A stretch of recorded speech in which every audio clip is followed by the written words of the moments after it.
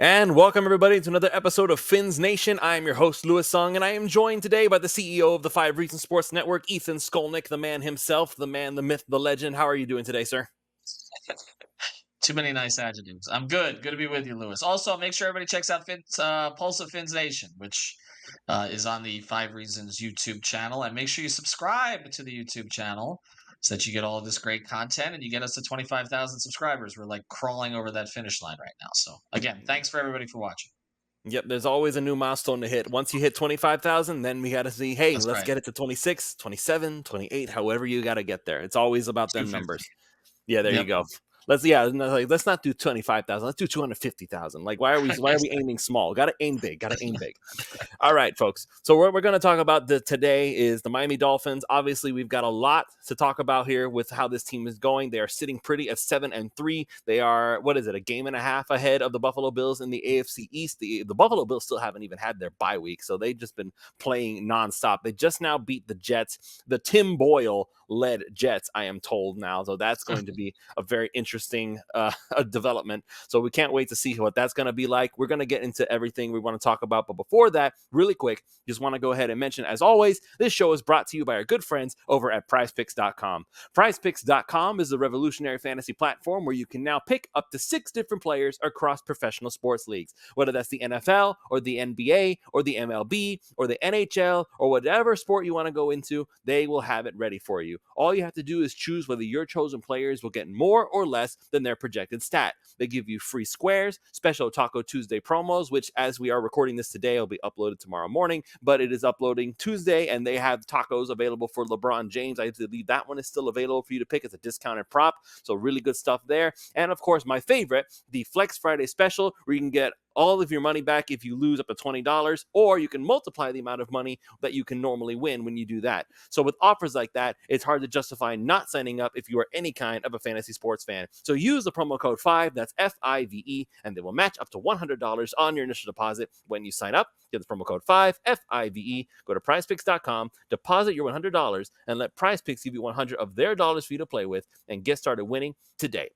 And this show is also now affiliate sponsored by My Nintendo Store. So let's face it, folks, I feel like we're all pretty much gamers at heart. And Nintendo has been there for nearly 50 years for us, making new content for us to enjoy, new games, old games, remastered, which, by the way, is what is available right now. Just make sure you click the link in the description below, and you will be able to get your hands on games like Super Mario RPG, which has been recently remastered from the ground up. Relive your childhood or introduce it to your children to have Mario's first ever RPG adventure back in your home on your Nintendo Switch. And of course, Super Mario Bros. Wonder, the Mario Bros. Latest completely new game that is already receiving rave reviews from both critics and actual gamers alike. You know how hard it is to get those two groups to agree with each other. So if they both like it, there must be something good there. Once again, just click the links in the description below in this YouTube video in order to order either of these awesome titles, and you will be receiving bonus items upon making your purchase. So once again, that's My Nintendo Store, your best and quickest gateway to the world of Nintendo.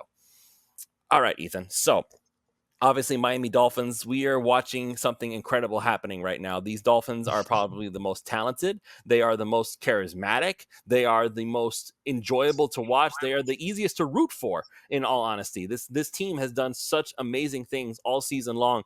And considering that Thanksgiving is going to be coming up soon, I just kind of want to take a brief moment here and just, I guess, express gratitude for what we are witnessing. It's like, this is the first time I can remember actually being a Dolphins fan and thinking to myself, holy smokes, we have ourselves a legitimately good football team. I think the closest that I've ever felt before this, not including last season, because obviously McDaniel made magic happen that year too. I think the last time I can remember that, it was when Jay Ajayi was running for 200 yards on the regular. That was probably the last time I really had some level of excitement when it came to these Dolphins. Yeah, I mean, I think you go back even further because I don't know that the Ajayi thing that year was real. We never got to see it in full bloom because Tannehill got hurt, so we don't know what would have actually played out there. Matt Moore having to take over. I actually think this is the most talented team since probably the 2002 2003 teams that didn't end up cashing in on anything because of various things that happened, whether it was Jay Fiedler's injury, Chambers' injury, Gadsden's injury, Ray Lucas playing, on and on and on. But I think as far as talent, I think you'd have to go back that far. You mentioned charismatic. I think that's one of the things that's interesting about this team. This team is fun. And the majority of Dolphins teams have not been fun.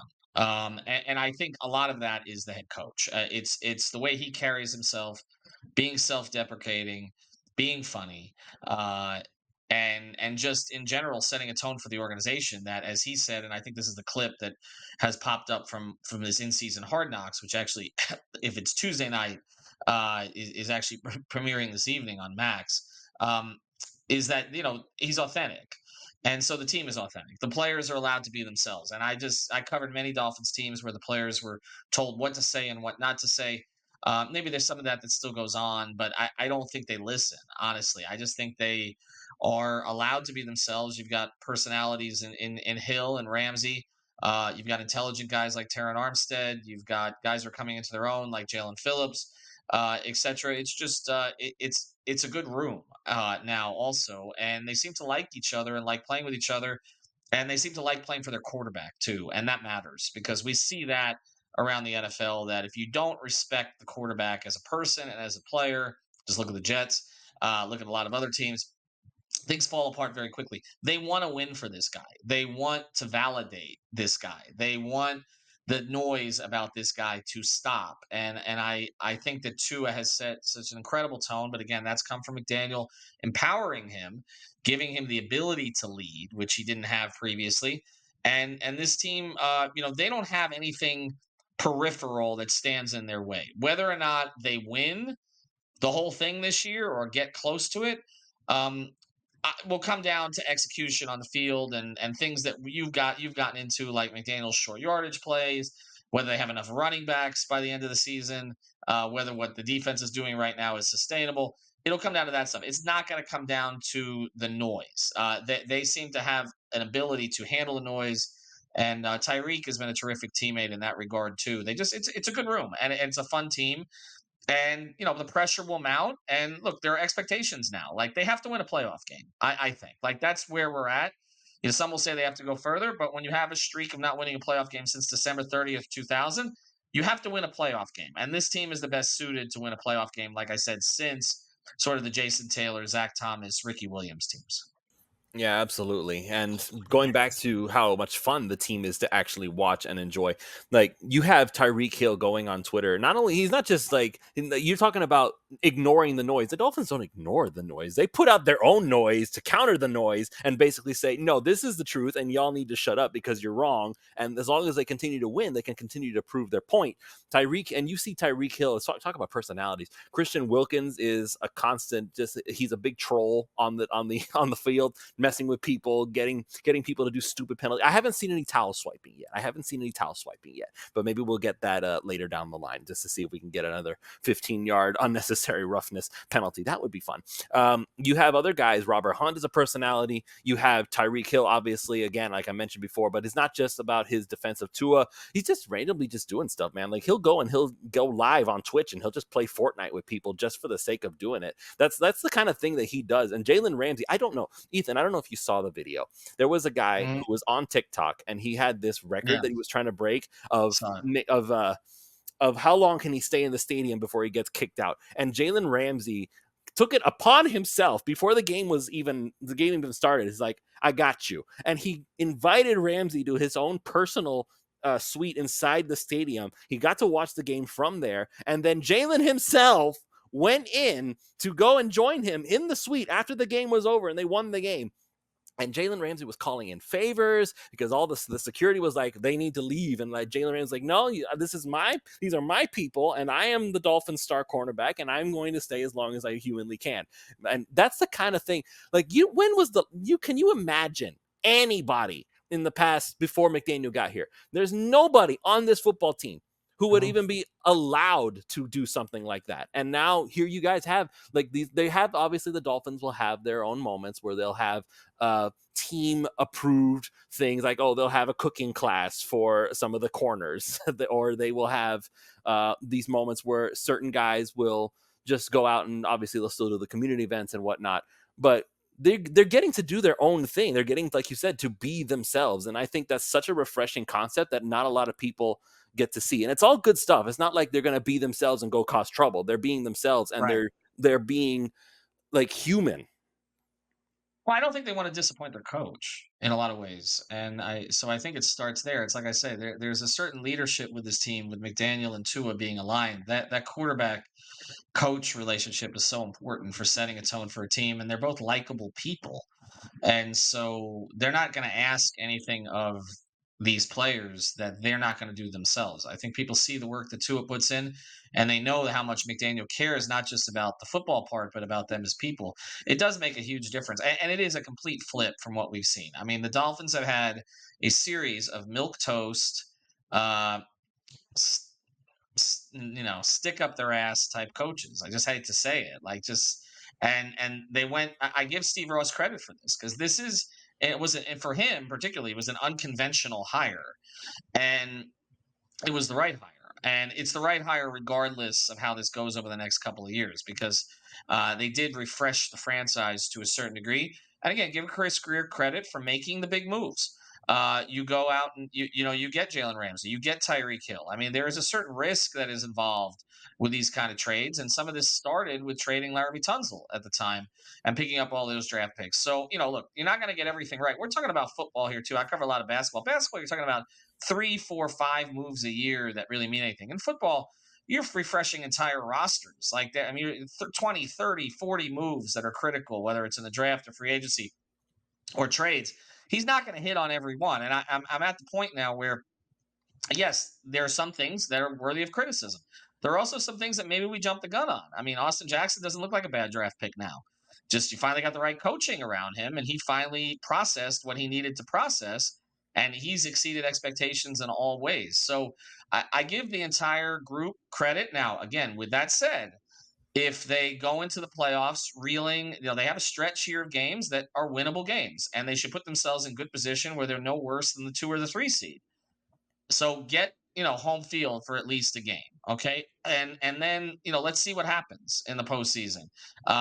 But you have to win a postseason game, and I think that's where we're going to see some of the questions about Tua in some of these environments. Again, if they're at home, it helps because he's dominant at home. He's 75% completion percentage at home. But that's when we get into some of the stuff with McDaniel, and getting the plays in on time and some of the decision making. It's going to be scrutinized. Like nothing stays positive forever. That's the thing. Okay. But at least the tone has been set in a way where they want to play for each other, and they seem to be enjoying each other's success, and that's good. And that's what you need right now because Lewis, the reality is this may be as good as it gets. We don't know. They have a quarterback on a rookie contract. Once he's not on the rookie contract, particularly with the way he's playing, then tough decisions have to be made. And you lose good players, but you also create intra-squad rivalries that sometimes are not healthy. When you're cutting guys who were popular in the locker room, it's going to get tougher. They have a window now. The Chiefs are not great. They're very good defensively. They're not a good. They haven't scored in the fourth quarter in the second half in the last 3, 4 games. The Ravens are good. They're not great. There's nobody unbeatable in the AFC.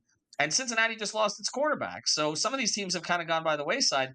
They have an opportunity this year, especially with Buffalo struggling, to do something significant. So I say they got to win a playoff game. They do. But really, they could take this thing a lot further.